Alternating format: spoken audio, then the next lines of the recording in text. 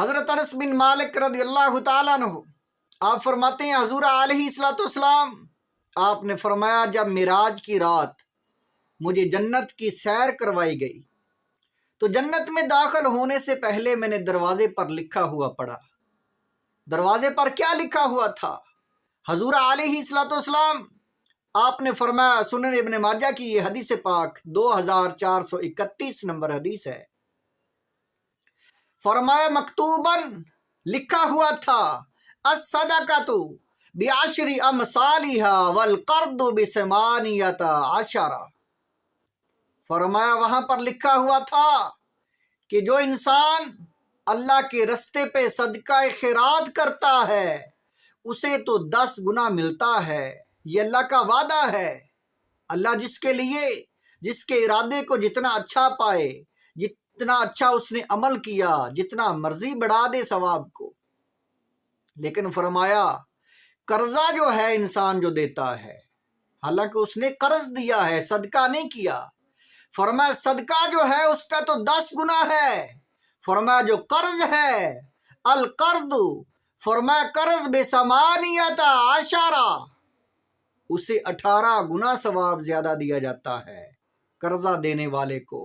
فقلت یا جبرائیل، حضور علیہ الصلوۃ والسلام آپ نے فرمایا میں نے پوچھا ہے جبرائیل ما بال القرض افضل من الصدقۃ،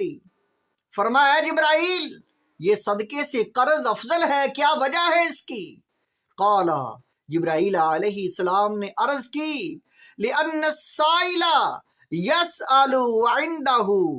جو سائل ہوتا ہے، مانگنے والا ہوتا ہے، جس کو قرض دیا گیا ہے، اگر تو اس نے خود مانگا ہے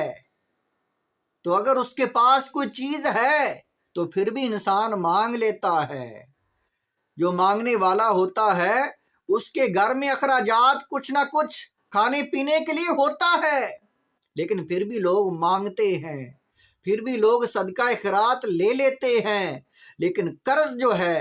وہی مانگتا ہے جس کے پاس کچھ بھی نہ ہو۔ فرمایا والمستقرض، جو قرض ہے مانگنے والا، لا یستقرض الا من حاجہ، اس وقت مانگتا ہے جب اس کے پاس کچھ بھی نہ بچے۔ اس لیے قرض دینے کا ثواب زیادہ 18 گنا لکھا ہوا ہے۔ حالانکہ جو انسان صدقہ خیرات کرتا ہے اس کے متعلق قرآن پاک میں سورۃ حدید میں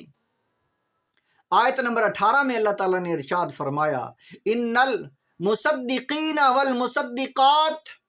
فرمایا بے شک وہ لوگ جو صدقہ خیرات کرنے والے ہیں اور کرنے والیاں ہیں، یعنی جو بندے اور بندیاں اللہ تعالیٰ کیاں جو صدقہ خیرات کرتے ہیں، چاہے وہ عورتیں ہیں چاہے وہ مرد ہیں، وَأَقْرَضُوا اللَّهَ قَرْضًا حَسَنًا، انہوں نے وہ قرض دیا ہے اللہ تعالیٰ کو، جنہوں نے اللہ کے رستے پہ دیا ہے وہ اللہ تعالیٰ کو انہوں نے قرض دیا ہے، جنہوں نے اللہ کو قرض حسنہ کے طور پر یہ قرض دیا ہے، یضاعف لہم ولہم اجر کریم، اللہ تعالیٰ تو بڑی برکتیں ڈال کر بہت ہی دگنا چگنا زیادہ ان کو واپس لٹائے گا، اور ان کے لیے اجر کریم بھی ہے، عزت بھی ہے، شان و عظمت بھی ہے۔ جب قیامت کا دن ہوگا تو اللہ تعالیٰ ایسے لوگوں کو جو قرض حسنہ اپنی حلال کی کمائی اللہ کی مخلوق پر، غریبوں پر خرچ کرتے ہیں، اللہ تعالیٰ عزت شان عظمت دے کر ان کو جنت میں داخل فرمائے گا۔ وہاں پر ان کو رسوائی نہیں ملے گی، دنیا بھی ان کے لیے عزت ہے اور آخرت میں بھی عزت ہے۔ لیکن فرمایا جو انسان کسی دوسرے پر جو ہے وہ قرض دیتا ہے، صدقہ نہیں کرتا، اگر صدقہ کرے گا تو اللہ کو قرض ہے، وہ اللہ کو دیا ہے قرض، اللہ واپس کرے گا۔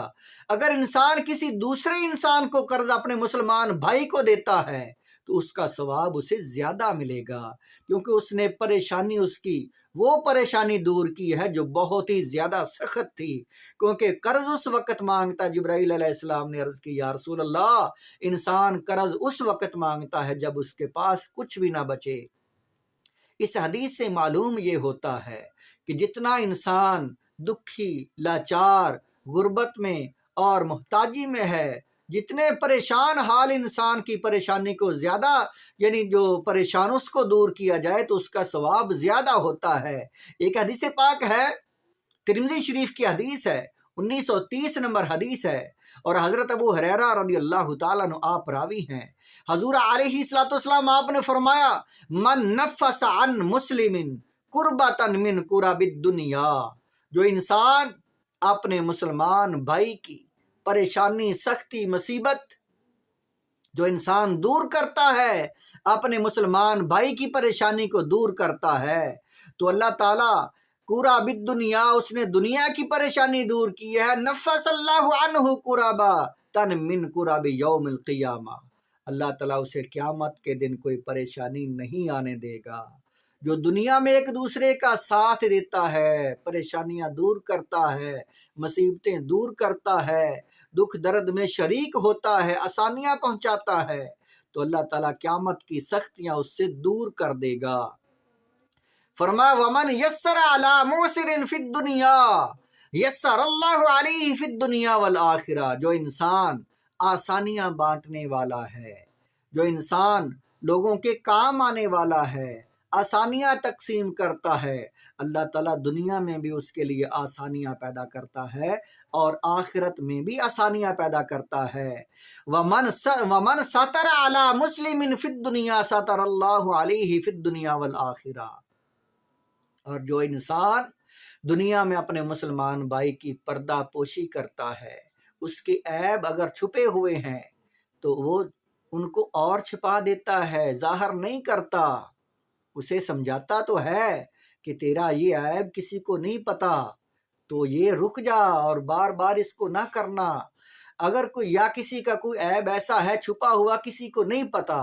تو اسے پتا ہے تو وہ دوسروں کے پاس جا کر وہ ظاہر نہیں کرتا، یعنی پردہ پوشی کرنے والا ہے۔ جو ستر پوشی کرتا ہے تو اللہ تعالیٰ قیامت کے دن عیب چھپانے والے کو اتنا اجر دے گا کہ اللہ تعالیٰ اس کے گناہوں کو چھپا دے گا، اس کے گناہوں کا حساب نہیں لے گا، فرمائے گا اے میرے بندے یہ تیرے گناہ ہیں، میں یہ تیرے گناہ فرشتوں کو بھی نہیں بتاؤں گا، یہ مٹا دیے ہیں، تیرے گناہوں کا آج جو ہے تو وہ پردہ پوشی کرنے کا نتیجہ جیسی کرنی ویسی بھرنی، آج تجھے ویسا ہی اجر ملے گا کہ اللہ تعالیٰ اس وقت فرمایا اس کے وہ گناہ دنیا میں جو کیے ہیں آخرت میں ان کو وہ رسوا نہیں کرے گا، چھپا دے گا، مٹا دے گا، معاف ہو جائیں گے اس کے۔ واللہ فی عون العبد ما کان العبد فی عون اخیہ، اللہ تعالیٰ ہر اس بندے کی مدد کرتا ہے جو انسان اپنے مسلمان بھائی کی جیسی بھی مدد کرتا ہے ویسے ہی یعنی اس کی مدد کرتا ہے۔ جب انسان اپنے مسلمان بھائی کے جیسے کام آئے گا تو ویسی ہی مدد اللہ کی اس پر نازل ہوگی۔